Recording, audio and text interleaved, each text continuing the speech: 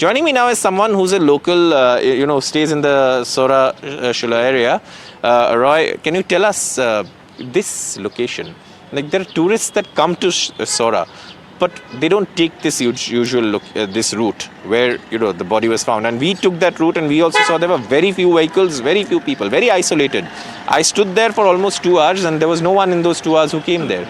So, how is it possible that these tourists, even when it's closed for tourists? Yeah, it is a fact that that particular location has been closed for about a year now because of some dispute between the villages regarding the ownership of that particular tourist spot.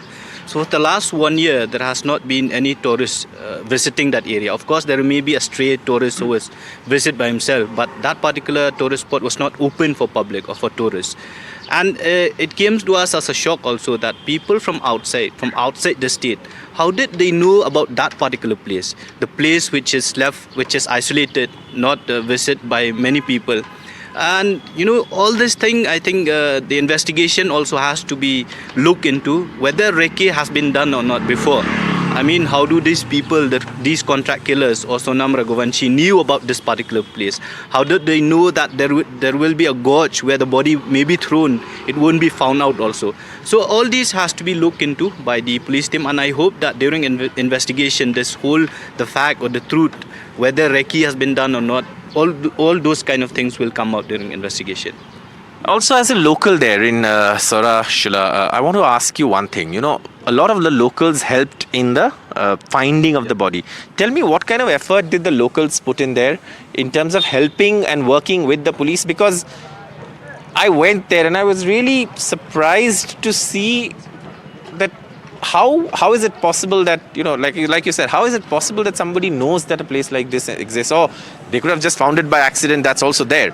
But I'm saying that the locals really put their efforts in also to locate the body. That is what led to also, the case really then unraveling. Yeah. See, as soon as the news about the missing of the couples came into the limelight on the 23rd or 24th of May, everyone was shocked because these kind of incidents that, never happened in our part of the state, or particularly in Sora. The people are very welcoming to the tourists. I mean, you won't find any tourists, complaining about harassment, let alone being murdered in a tourist area.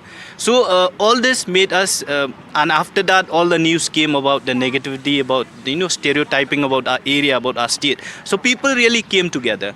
I think if you saw the statement made by the SP of East Khas Hills yesterday, he said the people came out, they prepared food for all the rescue team who were part of the rescue team.